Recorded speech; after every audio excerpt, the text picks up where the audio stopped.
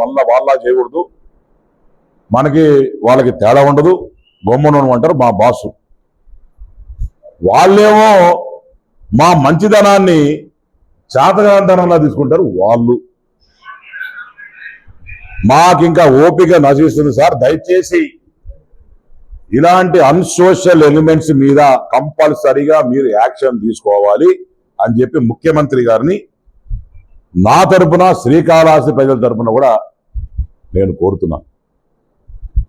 వచ్చే రోజుల్లో మరి ఇలాంటి తప్పుడు ఆరోపణలు చేయాలంటే దాని మీద కూడా చట్టం తేవాలని చెప్పి, without any evidences, if somebody comes and blames the government, they should be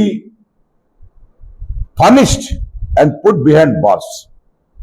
ఎవరన్నా తప్పుడు ఇది ఫ్యాషన్ అయిపోయింది గవర్నమెంట్ మీద వేయడం. ప్రతి ఈదిలో పోయేటోడు కూడా వచ్చాడు మాడిపోతాడు. చూస్తున్నారో ఎవరైతే సోషల్ మీడియాను వాడుకొని అడ్డంగా పెట్టి చేస్తున్నారో ఖబర్దార్, మళ్ళీ చెప్తాను, బీ కేర్ఫుల్. రేపు మీరు అందరూ రోడ్ల మీద తిరగాల. ఈ రకంగా ఏందండి తప్పుడు మాటలు ఏం అర్థం కాదు. వెంకటేశ్వర స్వామి ఏమంటారు అర్థం కాదు, ఇష్టం ఉన్నట్టు మాట్లాడటం. నేను కరుణాకర్ రెడ్డి కూడా చాలా చేస్తాడా, రేపు వచ్చి మేము అవసరమైతే మొత్తం 14 ఎమ్మెల్యేలు అందరం వచ్చి కూడా కొండ మీద కూర్చుంటాం. నువ్వు రా, ఓపెన్ ఛాలెంజ్, వచ్చి కూర్చో, ఏం కావాలో బుక్స్ తిరిగాయి, ఎన్నో లెక్కయి, మీ మనుషులు తెచ్చుకో. మీరు చైర్మన్గా ఉన్నప్పుడు ఏ రకంగా ఉండేది మొత్తం నీ డేటా తెలుసు కదా, నీ నోట్ల లెక్కలు ఉంటాయి కదా. ఇప్పుడు నా గోశాలు ఎన్ని ఉన్నాయో నేను చెప్పగలను, నోట్ల లెక్క మీద చెప్పగలుగుతా. అంటే మీరు మీ గోశాలు ఎంతమంది ఉన్నో ఆరు మీ నోట్ల లెక్క వచ్చి లెక్కేసుకో. కానీ దయచేసి కరుణాకర్ రెడ్డి గారు ఈ రకంగా చేస్తే మంచిది కాదు. నిజంగానే అది మానవత్వాన్ని కూడా అది ఆ రకంగా చేయడం అనేది చాలా బాధాకర విషయం. ఇప్పటికన్నా మీరు చంపలేసుకొని తప్పు అయిపోయిందని చెప్పండి, ఇక్కడికి ఇది వదిలేద్దాం. మా వాళ్ళు కూడా ఎవరు మాట్లాడరు, ఏదో నోరు గారు మాట్లాడాను తప్పు అయిపోయిందని చెప్పుకో, ఆడికాడికి వదిలేద్దాం. అంతేగాని దీన్ని ఇంకా లాగితే మీ డొంకంతా కదులుతుంది. మీకు చెప్తా ఉన్నాను, దయచేసి ఇలాంటి తప్పుడు పనులు తిరుమల తిరుపతి దేవస్థానానికి భంగం కలిగించేటట్టు దయచేసి చేయొద్దండి. స్వామి కులమతాలకు అతీతంగా స్వామివారు మరి ఆయన ఎలా ఉంటారు ఏముంటారు అన్ని తెలుసు. దయచేసి ఇలాంటి ఆరోపణలు చేసి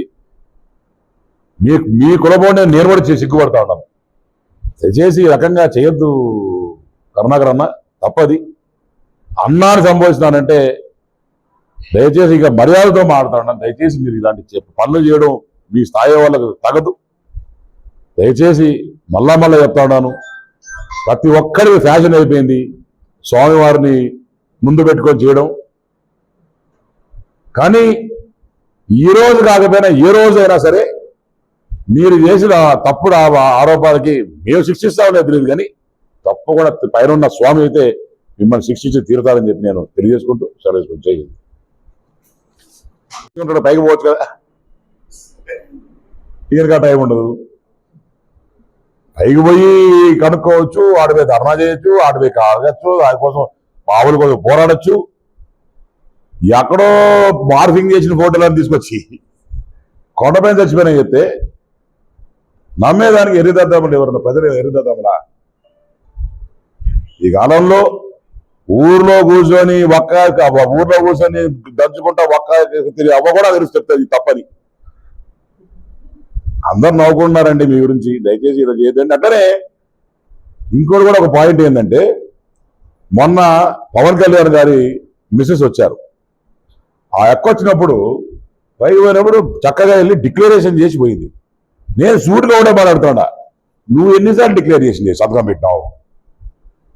మీ బాధ జగన్మోహన్ రెడ్డి గారు ఎన్నిసార్లు డిక్లరేషన్ సంతకం పెట్టినాడు? ఇది ఒక్కసారి బుక్ తీయమని చెప్పి నేను టీడీడీ వాళ్ళు కోరుతాను. ఈరోజు ఎన్నిసార్లు సీఎంగా వచ్చినప్పుడు చంద్రబాబు నాయుడు గారు జగన్మోహన్ రెడ్డి గారు సంతకం పెట్టినారు? అప్పుడు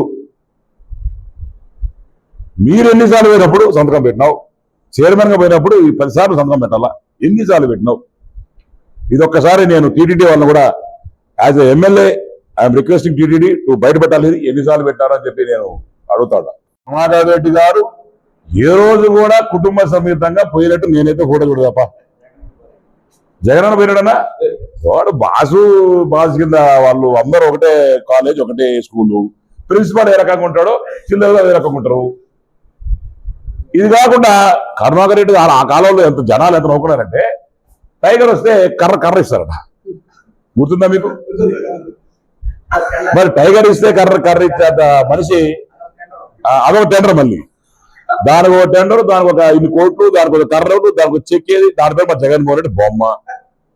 ఈ రకంగా ఎక్కడ పోతున్నామండి?